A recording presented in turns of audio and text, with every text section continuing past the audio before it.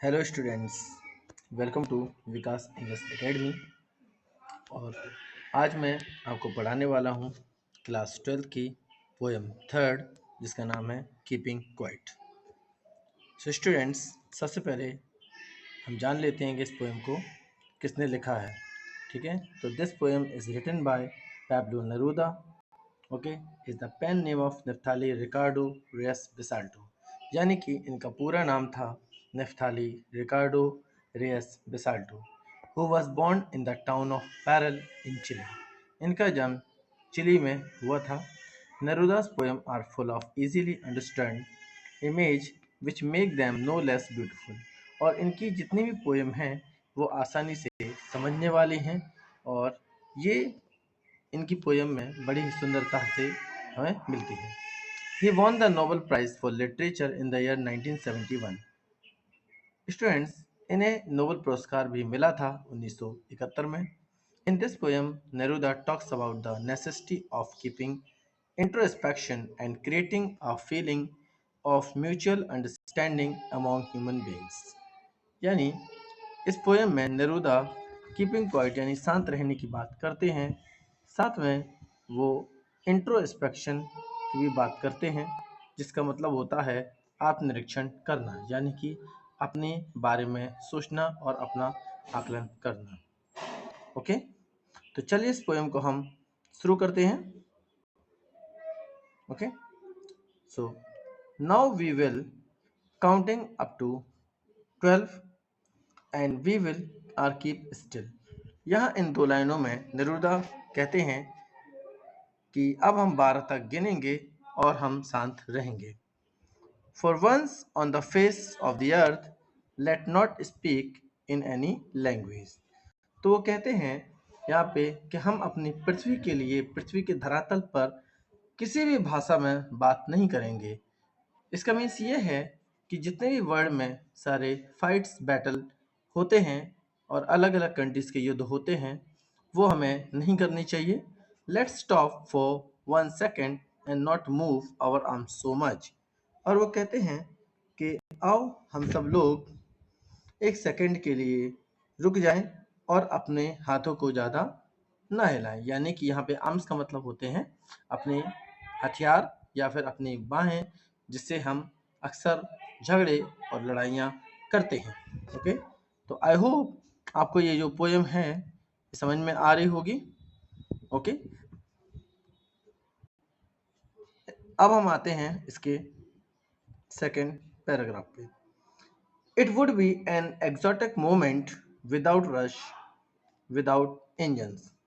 तो यहाँ पर हमारे पोएट कहते हैं कि ये एक विलक्षण पल होगा जिसमें विदाउट रश, यानी विदाउट रश का यहाँ पे मीनिंग होता है बिना किसी भीड़ भाड़ के या शोर शराबे के, और विदाउट इंजन यानी बिना किसी शोर के। Okay, we would all be together in sudden strangeness, और हम सब अचानक ही एक अनोखे अनुभव का आनंद लेंगे। यहाँ पर सडेन स्ट्रेंजनेस का अर्थ होता है अचानक से आया हुआ कोई पल।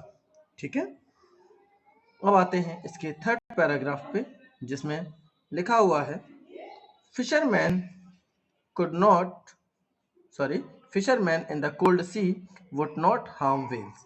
यानी कि जितने भी समुद्र में मछुआरे होते हैं, ठीक है, वो मछुआरे व्हेलों को नुकसान नहीं पहुंचाएंगे। And the man gathering salt would look at his hurt hand, और जो गैदरिंग सॉल्ट यानी नमक को इकट्ठा करने वाले लोग होते हैं, ठीक है, वो अपने कटे हुए हाथों को देखेंगे। जो हाथ उनके छिल गए हैं वो अपने हाथों को देखेंगे। तो यहाँ पर हमारे पोएट कहना चाहते हैं कि संसार में जितने भी लोग हैं वो एक दूसरे को किसी भी प्रकार से नुकसान ना पहुंचाएं, हानि ना पहुंचाएं, और कुछ पल के लिए जो फिशरमैन है वो भी मछलियों का शिकार ना करें, उन्हें भी स्वतंत्र रूप से तैरने दें। और साथ में जितने भी मछुआरे हैं, है ना, या जितने भी लोग हैं, वो अपने हाथों को देखें और अपनी चोट का भी आकलन करें। ओके, सो आई होप आपको ये जो हमारी पोएम है ये समझ में आ रही होगी। इसके बाद हम चलते हैं अगले पैराग्राफ पे। Those who prepare green wars, war with gas, war with fire, victory with no survivor, would put on clean cloth and walk about with their brother in shade doing nothing. यहाँ पर हमारे poet कहते हैं कि ऐसे लोग जो पर्यावरण के खिलाफ युद्ध करते हैं या जो लोग जहरीली गैसों से युद्ध करते हैं और जो लोग अग्नि शस्त्रों से युद्ध करते हैं, ऐसे लोग विजय को तो प्राप्त कर लेते हैं, लेकिन उसमें कोई सर्वाइवर नहीं बचता, यानी कि कोई जीवित नहीं बचता। ऐसे लोग कवि चाहता है कि वे लोग साफ सुथरे कपड़े पहनकर दूसरे भाइयों के साथ साथ में चलें और वृक्षों की जो छांव होती है उसमें वो लोग आराम करें, ठीक है, और कुछ भी ना करें। Next,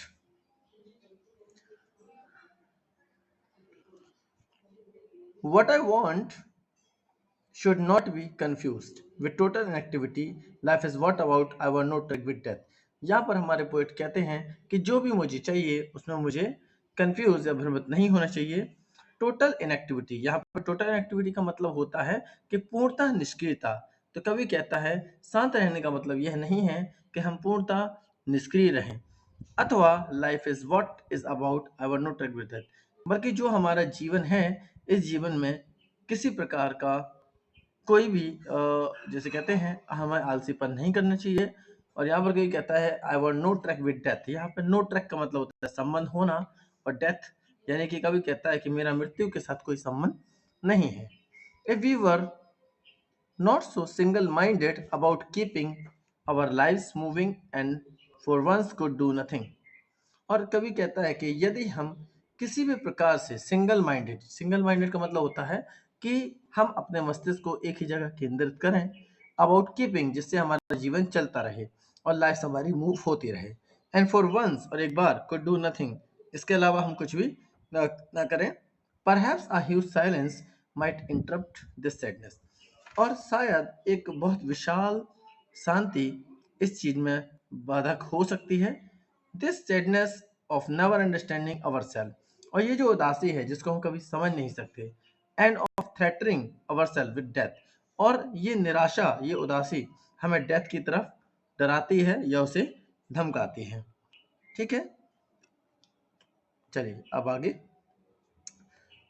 Perhaps the earth can teach us as when everything seems dead and later proves to be alive.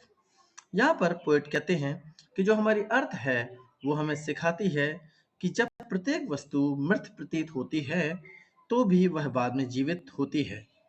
Okay, यानी कि हम जब देखते हैं कि जो मनुष्य है वो एक नश्वर है, ठीक है, और समय के साथ उसका जीवन समाप्त हो जाता है, लेकिन जितने भी संसार में प्राकृतिक चीजें हैं जैसे नदियां, पर्वत, पहाड़, वृक्ष, ये सभी मनुष्य के बाद भी जीवित रहते हैं। ठीक है, now I will count up to 12 and you keep quiet and I will go. यहाँ पे पोएट कहते हैं कि अब मैं 12 तक गिनूंगा और आप शांत रहना और मैं चला जाऊंगा। ओके, तो स्टूडेंट्स यहाँ पर हमारी पोएम समाप्त हो जाती है। अब इसके कुछ मैं जो इम्पोर्टेंट मीनिंग्स हैं उनकी मैं बात करूंगा। ओके, तो सबसे पहले हम बात करेंगे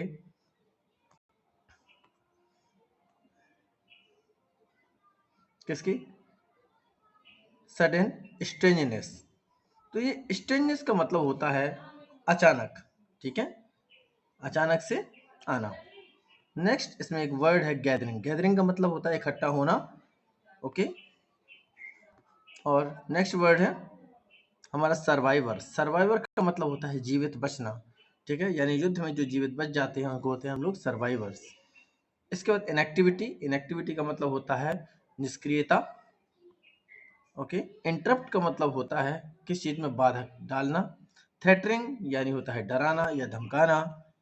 okay, so students I hope ये पोएम आपको समझ में आई होगी, और आज के हमारे वीडियो में बस इतना ही। ओके, अगली बार फिर मैं किसी का वीडियो बनाऊंगा। ओके, तब तक के लिए थैंक यू।